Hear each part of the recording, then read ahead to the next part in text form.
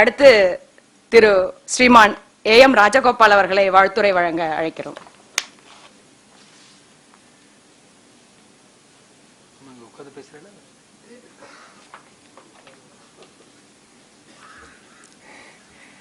மேடை மீது அமர்ந்திருக்கும் சான்றோர்கள் அனைவருக்கும், மகா பெரியவர் மீது வைத்திருக்கும் ஆழ்ந்த பக்தியினால் இங்கு அமர்ந்திருக்கும் எல்லோருக்கும் என்னுடைய பணிவான வணக்கத்தை தெரிவித்துக் கொள்கிறேன். ஒரு சில வினாடிகளில் நெஞ்ச தொடும்படியா பேச முடியுங்கிறத மிஸ்டர் பிரபு அவ்வளோ அழகாக பேசி காமிச்சிட்டார். அந்த மாதிரி பேசுறது யாராவது ஏன்னு கேட்டால் அது ஹிருதயத்திலேருந்து வருது. ஒரு மகா பெரியவாளை பற்றி பேசுறதுக்கு இவ்வளவு கூட்டம் வந்திருக்கு, சாதாரணமாக வராது அப்படின்னு அவள் சொன்னான். எங்கெல்லாம் ஸ்ரீமத் ராமாயணம் சிரவணம் செய்யப்படுகிறதோ அங்கெல்லாம் ஆஞ்சநேய சுவாமி இருப்பார். அதே போல் எங்கெல்லாம் மகா பெரியவாளை பற்றி சொல்றாலும் அங்கே கூட்டம் வரத்தில் ஆச்சரியமே இல்லை. நாமளாம் ரொம்ப பாக்கியசாலிகள். பாரத புண்ணிய பூமியில் பிறக்கிறதுக்கு ரொம்ப புண்ணியம் பண்ணியிருக்கணும். மன்னர்கள்னு நீங்க எடுத்துக்கோ, அந்த மாதிரி வேற உலகத்துல எந்த நாட்டிலையும் அந்த மாதிரி ராஜாக்கள் கிடையாது. ஒரு பசுமாட்டை ஒரு புலி வந்து சாப்பிட போறது, நந்தினிய திலீபன் இந்த நாட்டை ஆண்ட சக்கரவர்த்தி, அந்த பசுவை விட்டு என்ன சாப்பிடுங்கிறான். அந்த மாதிரி ராஜா வேற பிரான்ஸ்ல இருக்காரா? அமெரிக்காவில் இருக்க முடியுமா? ஜெர்மனியில் இருக்க முடியுமா? அதனால தான் பாரத புண்ணிய பூமி. சாவித்திரி எடுத்துங்கோ, பெண்களை எடுத்துங்கோ. வேற எந்த நாட்டிலையும் ஒரு சீத்தையோ ஒரு நளனியோ ஒரு தமயந்தியோ ஒரு சீத்தை இருக்க முடியாது, ஒரு கண்ணையோ இருக்க முடியாது. இங்கேதான் யமன் கேட்கிறான், என் பெண்ணே உனக்கு ஒரு வரம் தரேன், நீ கேள். அப்போ என்ன கேட்டானா, என் மாமனாருக்கு கண் தெரியணும்னு கேட்டா. அப்படி ஒரு மாட்டு பொண்ணு, என் மாமனாருக்கு கண் தெரியணும், மறுபடியும் விடாம தொடர்ந்து போனா இன்னொரு வரம் கொடுக்குறேன் கேள்னா, என் மாமனாருக்கு இழந்த ராஜ்யமெல்லாம் திரும்பி வரணும்னு கேட்டா. அப்படி பெண்ணில் பெருந்தக்கை அவளை கற்பெண்ணும் திண்மை உண்டாக பெறின். கணவன் குஷ்டரோகியா இருந்தாலும் அவன்தான் தெய்வம். சரி, துறவிகள் எடுத்துங்கோ. ஆதிசங்கரிலேருந்து எனக்கு வேண்டாம் உலக சுகம் அப்படின்னு சொன்ன மகான்களை இந்த பாரத புண்ணிய பூமியில மட்டும்தான் பார்க்க முடியும், வேற எங்கேயும் பார்க்க முடியாது. உலக சுகம் வேண்டாம், அவன்தான் வேணும்.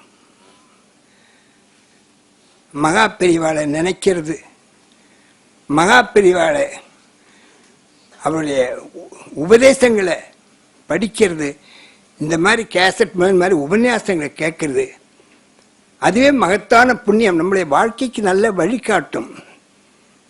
ஒரே ஒரு சின்ன உதாரணத்தை சொல்லிட்டு நான் நிறுத்திக்கிறேன். நிறைய சொல்ல மகா பெரியவாளை பற்றி காலமெல்லாம் இந்த ஒரு ஜென்மா போராது. மகா பெரியவாளுடைய பெருமைகளை அனுபவிக்கணும் அப்படின்னா நம்ம இன்னும் கோடி ஜென்மாக்கள் எடுத்தா கூட அப்பவும் பாக்கி இருக்கும். அப்படிப்பட்ட ஒரு பெருமை. காஞ்சி காமகோடி மடத்தில் நாங்கள்லாம் இருக்கோம். மகா பெரியவாளுக்கு வயசு 70, தள்ளாத வயசு. திருப்பதியிலேருந்து திருவேங்கடமுடையான் சன்னையிலேருந்து வெள்ளி தட்டிலே லட்டு முல பிரசாதம், சேஷ வஸ்திரம், பகவான் தரிச்சுண்ட அந்த வஸ்திரம் எல்லாம் பிரசாதம் கொடுத்து அமைச்சிருக்கா. கொண்டு வந்தார் 32 வயசு இளைஞர். ஞாபகம் கவனிச்சுங்கோ. நாங்கள்லாம் பார்த்துட்டு இருக்கோம். எழுந்தா சாஷ்டாங்கமா நமஸ்காரம் பண்ணா. 32 வயசு ஒரு வாலிபன், ஒரு இளைஞன். 70 வயசு ஒரு மகான், அவதார புருஷர். அவர் சாஷ்டாமா விழுந்து நமஸ்காரம் பண்ணி அந்த பிரசாதத்தை தன் தலையில வச்சுட்டு கண்ணில் ஒத்திக்கிண்டு வாய்ண்டார். ஏன் வந்தவன் திருவேங்கடமுடியான்னு நினைச்சாவா கண்ணுக்கு. தேவஸ்தானத்திலே வந்த சிப்பந்தி பிரசாதம் கொண்டு வரல.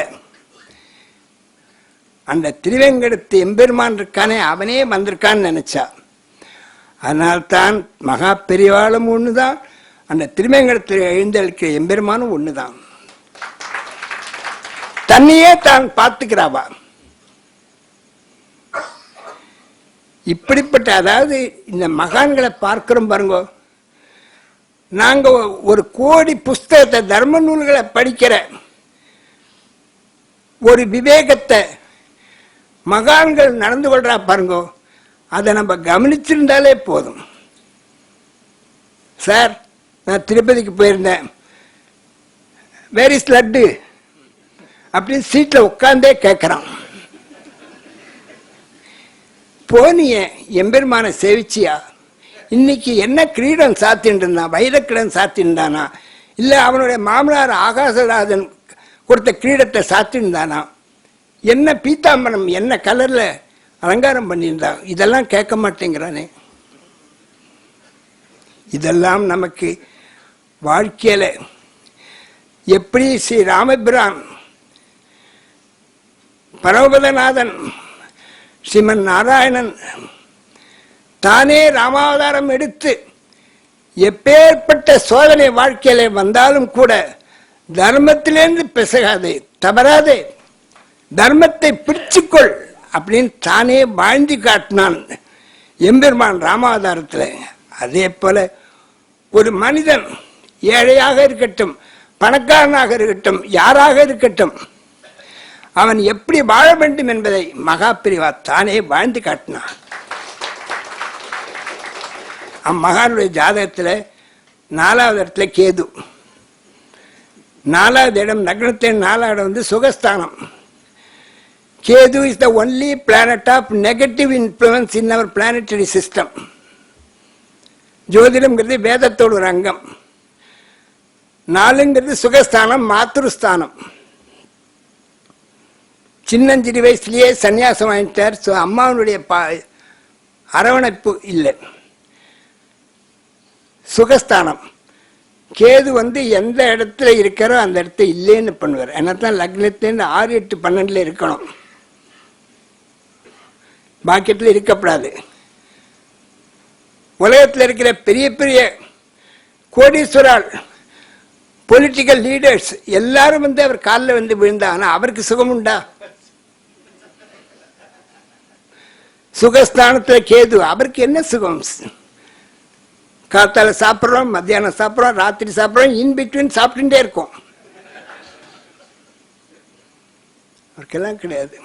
அதனால இப்பேற்பட்ட ஒரு அவதார புருஷரை பற்றி திரு சுவாமிநாதனும் அவருடைய அன்புக்குரிய தேவியாரும் இந்த மீடியா சர்வீஸில் பண்ணி இப்பேற்பட்ட ஒரு வசந்த கைங்கரியத்தை பண்ணியிருக்கா.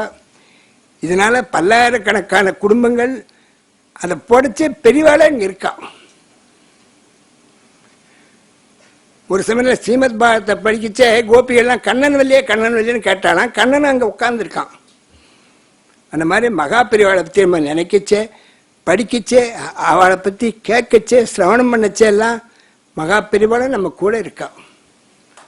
நம்மை அறியாமல் எவன் ஒருவன் கங்கையை நினைத்து கொண்டு உயிர் நீக்கிறானோ அவன் செய்த அத்தனை பாவம் போயிடும்ட்டு ஆதிசங்கரர் சொல்லியிருக்காரு. அதே போல நாம் இப்போதான் பெரியவாளை நினைக்கணும்னு கூடாது, அவரை நினைச்சுக்கிண்டே இருக்கணும். ஏன்னா எந்த சமயம் என்ன நேரும் நமக்கு தெரியாது. ஏன்னா இது கர்ம ஜென்மா. அதனால எப்போதும் பெரியவாளை பற்றி நினைச்சுட்டே இருங்கோ, கேட்டுட்டே இருங்கோ. இப்பேற்பட்ட இந்த மாதிரி சீடியெல்லாம் இதோட நிறுத்திடக்கூடாது. இதை இன்னும் மிஸ்டர் சுவாமிநாதனும் அவர் மிஸ்ஸஸும் இன்னும் நிறைய பண்ணணும். அந்த பிரபு வந்து அதை ரிலீஸ் பண்ணணும், எல்லாரும் வந்து ஆர்டர் பண்ணணும். செயலறை உண்டு. அதனால் ரொம்ப சந்தோஷம். இது ஒரு மகத்தான ஒரு புனிதமான ஒரு புண்ணிய தினம். நமக்கெல்லாம் இப்பேற்பட்ட ஒரு பெரிய பரிசை வந்து சுவாமிநாதன் கொடுத்திருக்கார். அவருக்கும் என்னுடைய நன்றியை தெரிவித்துக் கொள்கிறேன். I feel honored. Thank you so much.